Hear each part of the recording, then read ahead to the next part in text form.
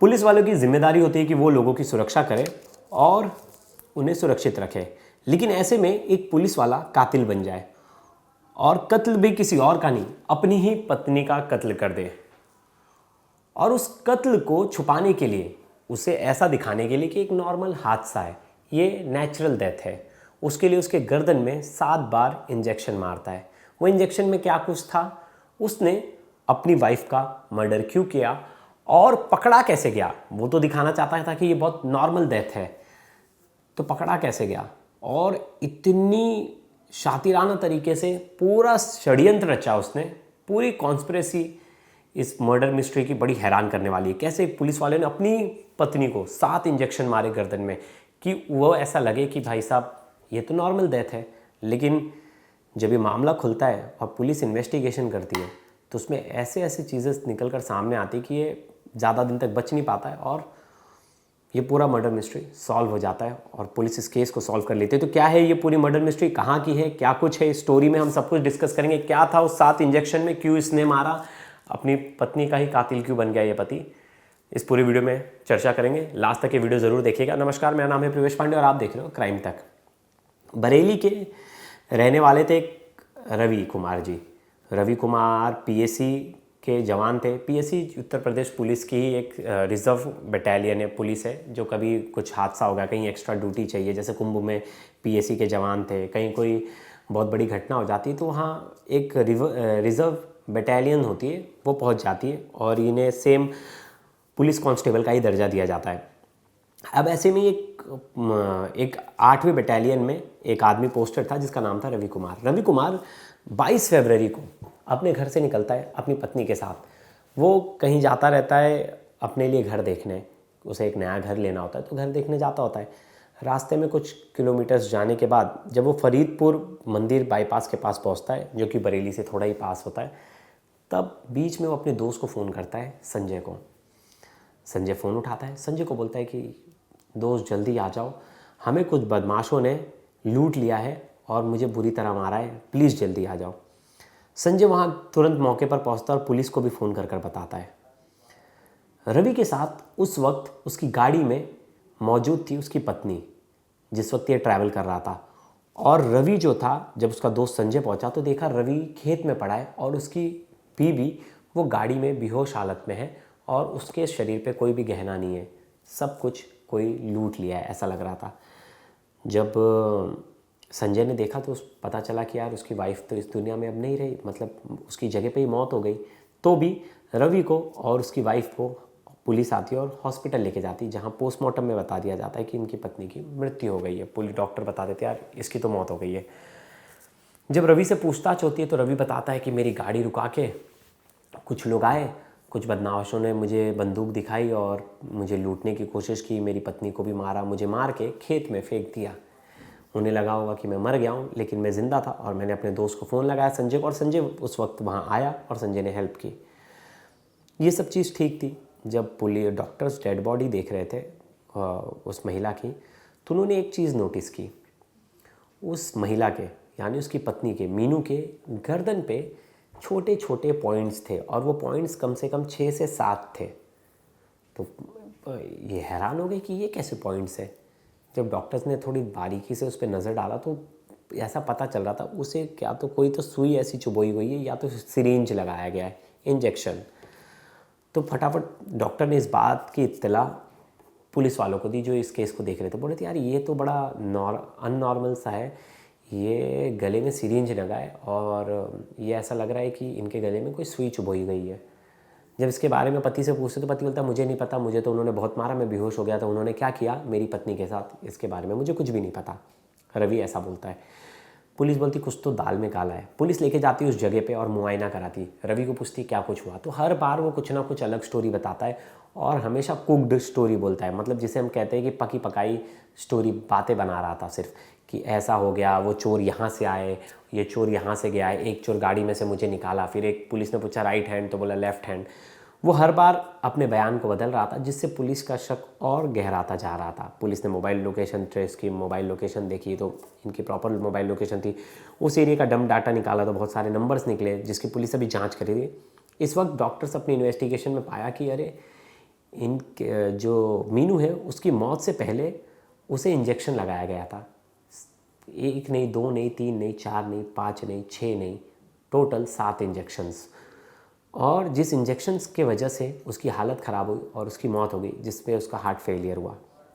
Police shock हो जाती है कि अगर कोई चोरी करने आएगा तो चोरी करने में सबसे पहली चीज़ क्या करेगा, वो उसे मार देगा, जान से गला दबा के मारेगा, इंजेक्शन तो नहीं देगा, वो भी 7 इंजेक्शन देगा और ऐसे मार के जाएगा। ये तो पुलिस को बड़ा ही मतलब ऐसा लग रहा था कि ये बड़ी कॉन्स्पिरेसी है। अब ये पूरी घटना हुई है 22 फरवरी को। अब नेक्स्ट दिन उनके जो पिताजी हैं लड़की के, वो जाते हैं और वो अपने जो दामाद है उसके खिलाफ ही केस लिखवा देते हैं कि मेरी बेटी की हत्या मेरे दामाद ने की है, और वो इसे ऐसा दिखाने की कोशिश करे एक्सीडेंट। तो पुलिस को शक होता है कि यार क्या पता ससुर जी सही कह रहे हो, ये जो जवान है ये इसी ने मर्डर किया या मर्डर करवाया और इसने ऐसा रूप देने की कोशिश की कि लूट पाते। क्योंकि आगे भी पुलिस इन्वेस्टिगेशन कर रही थी तो कोई ऐसी गाड़ी, कोई ऐसी चीज़ें नज़र नहीं आ रही थी जिससे पता चले कोई लूट के उसकी हाईवे से आगे निकला हो। सब टोल वोल की जाँच वाँच कर रही थी पुलिस। तो ऐसे में पुलिस को थोड़ा सा शक हुआ। पुलिस ने थोड़ा सख्ती से पूछताछ किया कि यार तुम बताओ। पुलिस ने पूरा एक जो है उन्हें रूम में बिठाया और एक एक करके चीज़ें वापस से एक अलग अलग पुलिस एक ही चीज़ बार बार पूछ रही थी। तो उसके आंसर्स बहुत अलग अलग थे। फिर उससे पूछा गया कि तुम्हारी पत्नी को कोई बीमारी थी, कुछ थी? बोलते हाँ, मैं उसका इलाज भी करा रहा था। फिर पुलिस इसका कॉल रिकॉर्ड्स निकालती है रवि का जब कॉल रिकॉर्ड निकालती है तो वो 2 लोगों को फ़ोन किया होता है उसने। एक था शानू और एक था जतिन। ये 2 लोग, संजय तो उसका दोस्त था जिसे फ़ोन करके बुलाया।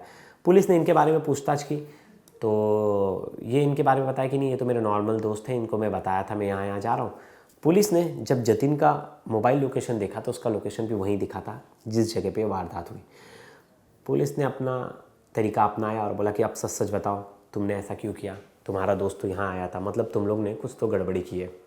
जिसके बाद अच्छे से पुलिस ने खातिरदारी की तो रवि ने सच्चाई बता दी। उसने कहा कि मैंने ही मेरी पत्नी को मारा और मैं एक दूसरी औरत से शादी करना चाहता था, इसकी वजह से मैंने अपनी पत्नी को मार दिया। तो पुलिस ने बोला कैसे मारा, क्यों मारा और इंजेक्शन क्यों लगाया, कैसा इंजेक्शन था जिससे हार्ट फेलियर हो गया? इस बारे में फिर रवि ने विस्तार से बताया कि क्यों उसने अपनी पत्नी को मारा और ये सब कैसे हुआ, उसने अपने किन दोस्तों की हेल्प ली, जतिन का इसमें क्या रोल था। आगे की स्टोरी में सुनते हैं। अब क्या हुआ कि 15 साल पहले इन दोनों की शादी होती है, रवि की और मीनू की। रवि मीनू का सब कुछ अच्छा चलता होता है। इस बीच मीनू की ना तबीयत ख़राब होने लगती है तो वो एक झाड़ फूँक करने वाले बाबा के पास लेके जाता है। बाबा बोलता है कि यार इसके ऊपर प्रेत का साया है, इसके ऊपर आत्मा का साया है, जिसको लेकर रवि परेशान रहता था। वो उसका इलाज भी करवा रहा था एक हॉस्पिटल में जहाँ उसकी तबीयत बार बार ख़राब हो रही थी, तो लोकल अस्पताल में उसका इलाज भी करा रहा था। अब क्या होता है कि इन सब के बीच रवि की मुलाकात एक उसी के गांव की एक लड़की से होती है जिससे उसकी नज़दीकियां बढ़ने लगती है, जिससे वो बातचीत ज़्यादा करने लगता है और इस बीच वो दोनों प्यार मोहब्बत के सिलसिले में पड़ जाते हैं और दोनों का प्यार मोहब्बत का सिलसिला शुरू हो जाता है और ठीक ठाक चलने लगता है। अब इस बीच रवि सोचता है कि अब मुझे उससे शादी करनी है तो मेरे को अपनी पत्नी को रास्ते से हटाना पड़ेगा। अब वो वहाँ से 20 किलोमीटर दूर जब अपनी पत्नी का जिस अस्पताल में इलाज कराता था तो उसी बीच वो अपनी गाड़ी को सर्विसिंग कराने के लिए शानू नाम के एक गैरेज मैकेनिक के पास लेके जाता था जिसका गैरेज था। और शानू से उसकी दोस्ती काफ़ी अच्छी हो गई, शानू के साथ दोस्ती बढ़ती गई। अब शानू को उसने अपना दुख दर्द बताया, दोस्त अच्छे हो गए तो बताया कि अरे यार मैं अपनी पत्नी से परेशान हूँ, मुझे उससे रास्ते से हटाना है और इसमें क्या तुम मेरी मदद करोगे? तो शानू बोलता है यार उसे अगर नॉर्मल तरीके से मारेंगे तो पुलिस कैसे ना कैसे तो आपको पकड़ ही लेगी, तो मौत को ऐसा दिखाना पड़ेगा कि नेचुरल मौत है। तो ये बोलता है कि कैसे? बोलता है यार मैंने सुना है बहुत सारी ऐसी दवाएं होती है जिससे हार्ट फेलियर हो जाता है और उससे कुछ पता भी नहीं चलता है कि इसकी मौत कैसे हुई है। तो शानू बोलता है रुको, मेरा एक दोस्त है जो एम्बुलेंस चलाता है सरकारी अस्पताल में, उसको इसके बारे में नॉलेज है। तो शानू जतिन से मिलाता है रवि को। जतिन वही है एम्बुलेंस ड्राइवर।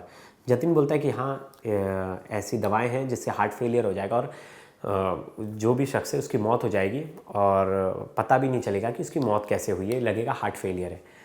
तो रवि जो है रेडी हो जाता है, बोलता है कि ठीक है।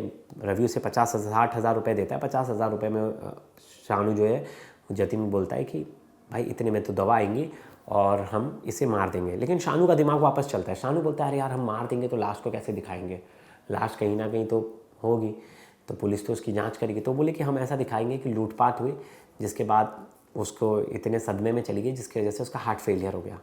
तो पुलिस को लगा हाँ यार ये मतलब सॉरी शानू को लगा ये आइडिया सही है, रवि को भी लगा ये आइडिया सही है। अब तीनों शानू, रवि और जतिन तीनों रेडी हो जाते हैं। एक दिन पहले जतिन दवाइयाँ कुछ खरीद लेता है, जिस दवाइयों का मिक्सचर बना के वो इंजेक्शन वो देने वाला होता है मीनू को। अब ये तीनों प्लानिंग कर लेते हैं। फिर रवि एक बहाने से मीनू को बोलता है कि चलो यार एक लैंड देखना है, हमें एक ज़मीन देखनी है अपने घर बनाने के लिए, तो आज चलो ज़मीन देख के आते हैं। मीनू रेडी हो जाती है। फिर ये बीच रास्ते में गाड़ी रुकाता है और वहाँ आ जाते हैं शानू और जतिन। वो बोलते हैं इनकी ज़मीन है और इन्हीं की ज़मीन देखने हमें जाना है।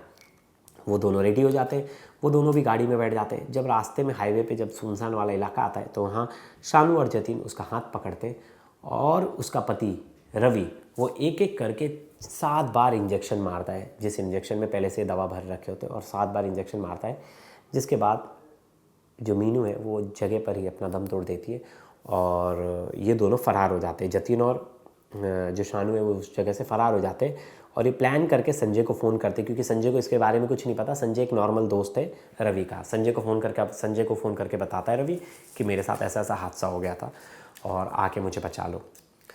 जिसके बाद पुलिस ने पूरी मर्डर मिस्ट्री को सॉल्व कर लिया और पुलिस ने बताया कि कैसे एक शातिर जवान और एक गैरेज में काम करने वाला एक लेबर इतना दिमाग चलाता है कि पुलिस हमें पकड़ ना ले, इसके वजह से हम ऐसी मौत देंगे उस औरत को कि लगेगा सब कुछ नॉर्मल है, ये सदमे से हार्ट अटैक से मौत हो गई। और जिस पे रवि को बड़ा बिलीव था कि उसे भी लगा हाँ यार ये तो पुलिस नहीं पकड़ पाएगी। सोचो खुद एक कांस्टेबल है, पीएससी का जवान है और वो खुद इतनी बड़ी गलती कर बैठा। इसके बाद में आ गया कि हाँ यार मैं मार दूंगा और पता नहीं चलेगा और इस चीज़ से मैं बच के निकल जाऊंगा, लेकिन बचेगा नहीं। अब हत्या के मामले में तीनों के ऊपर एफआईआर दर्ज हो गई है और तीनों अब जेल में बंद है। कोर्ट ने उनकी जुडिशियल कस्टडी दी थी, जिसके बाद अब केस चलेगा आगे और पुलिस अब अपनी चार्जशीट फाइल करेगी। उसमें डिटेल में बताएगी कि कैसे ये मर्डर को इन्होंने फुल्ली तरीके से प्लान किया। लेकिन सोचिए कितनी हैरान करने वाली बात है, आजकल लोग कैसे इजीली किसी के साथ हेल्प करने के लिए जुड़ जाते हैं, किसी की हत्या करने के लिए। कुछ दिन पहले ही दोस्ती हुई और रेडी हो गए। पैसे का लालच नहीं था शानू को, शानू सिर्फ इसलिए चला गया कि वो उसका दोस्त बन गया था कुछ दिन पहले और वो दोस्ती निभाने के चक्कर में इतना कुछ कर बैठा। तो दोस्तों ये कहानी आपको कैसी लगी मर्डर मिस्ट्री, ज़रूर बताइएगा कमेंट करके। आप लोगों का धन्यवाद।